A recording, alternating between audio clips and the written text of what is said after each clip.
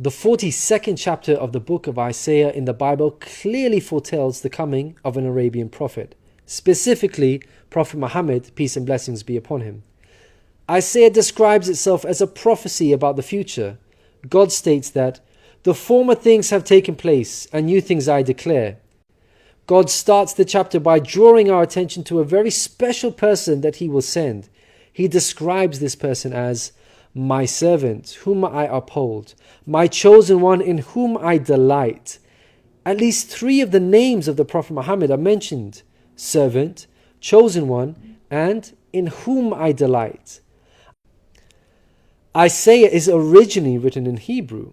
Arabic and Hebrew share a lot of common words because they are both Semitic languages.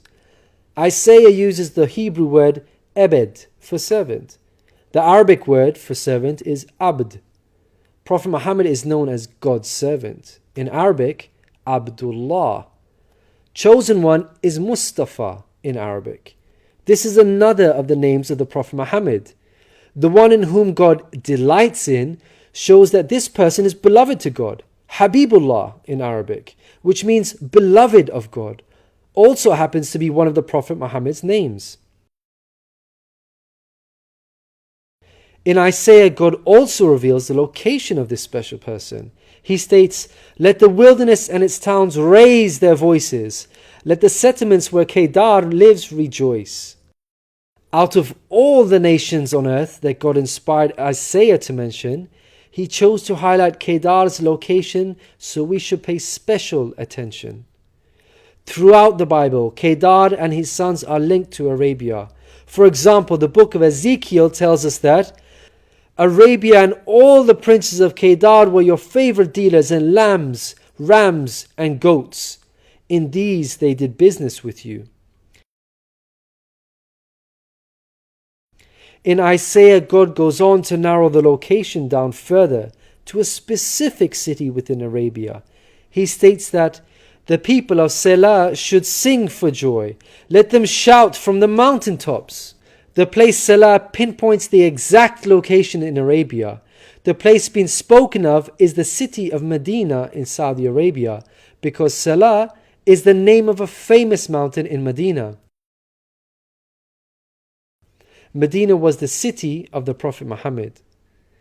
An important point worth mentioning is that historically we know there was a presence of various Jewish tribes in Medina before the advent of the Prophet Muhammad. Both Jewish historians and Islamic history records this fact. The question then arises, why were there numerous Jewish tribes within Medina? The answer is that the learned Jews were aware of this prophecy in Isaiah and were anxiously awaiting the coming of a new prophet. Islamic history records the fact that whenever a dispute arose between the Jews and the Arabs in Medina, the Jews used to taunt their pagan Arab neighbors by saying, "When our prophet arrives, we shall obliterate you." The Quran also affirms this.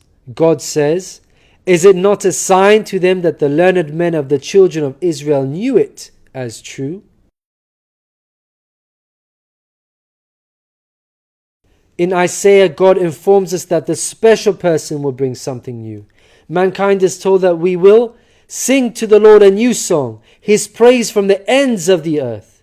The statement "a new song" means a new law, a new way of worship. This is exactly what Islam represents. The emphasis on the new song here is singing the praise of God all over the earth. The Quran opens with the statement, "Praise be to God, Lord of the worlds," and is recited by Muslims all over the world during prayers every day. The new song cannot refer to Jesus because he did not bring about anything new.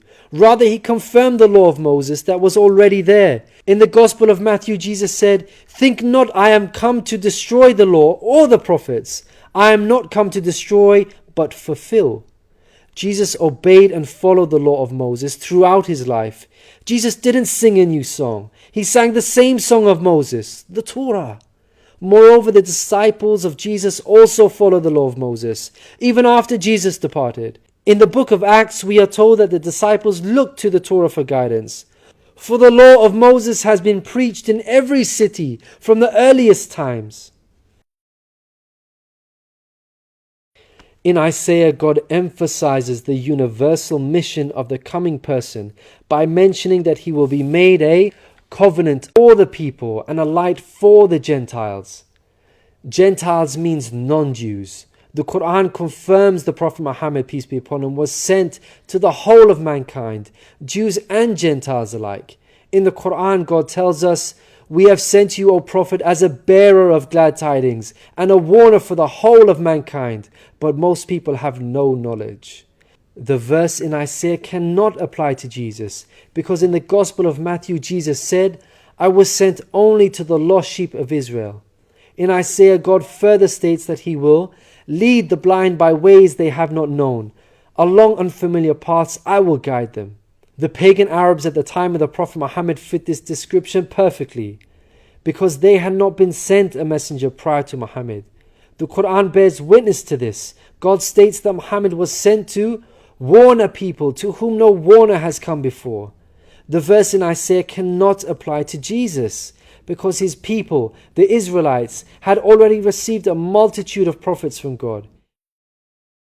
In Isaiah, God emphasizes that this special person will be sent to those who trust in idols, who say to images, "You are our gods." The whole of Arabia at the start of Muhammad's prophethood consisted of idol worshippers. Again, this cannot be a reference to Jesus, because his people, the Israelites, were monotheists and not idol worshippers. Moreover, Jesus explicitly told his disciples to stay away from the idol-worshipping Gentiles, the exact opposite of what God prophesied in Isaiah. The Gospel of Matthew tells us that these 12 Jesus sent out with the following instructions: do not go among the Gentiles.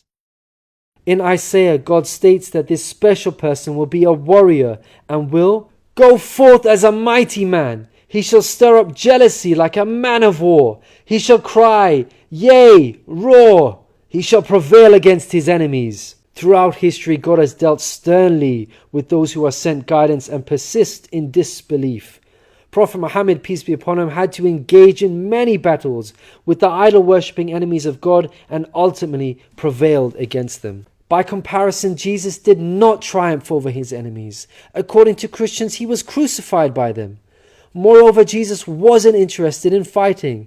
He was not a man of war. He was a pacifist, according to the Bible. He said such things as, "For all who draw the sword will die by the sword," and "My kingdom is not of this world. If my kingdom were of this world, then would my servants fight." In Isaiah, God gives us a list of momentous achievements for this special person. Chief of these is that the idol worshippers will be turned back in utter shame. Not only did the Prophet Muhammad conquer Mecca, the pagan capital of Arabia, but by the end of his life, in just 23 short years of prophethood, Arabia had shunned idol worship and now worshipped the one true God of Abraham. This cannot apply to Jesus, as it was Christians themselves who were humiliated and greatly ashamed for hundreds of years after Jesus. They were persecuted at the hands of the Roman Empire, who were idol worshippers. They executed some of the apostles of Jesus, such as Peter and Paul. Christians were tortured and even fed to the lions. Finally, Isaiah closes with an admonishment from God. "Hear, you deaf. Look, you blind, and see. You have seen many things, but you pay no attention. Your ears are open, but you do not listen. Which of you will listen to this or pay close attention in time to come?" It seems clear that the deaf and blind God is talking about in this verse are those who reject Prophet Muhammad, peace be upon him. Who among you will heed God by acknowledging him? Who will listen and pay close attention in time to come? الذين يتبعون الرسول النبي الأمي الذي يجدونه مكتوبا عندهم في التوراة والإنجيل يأمرهم بالمعروف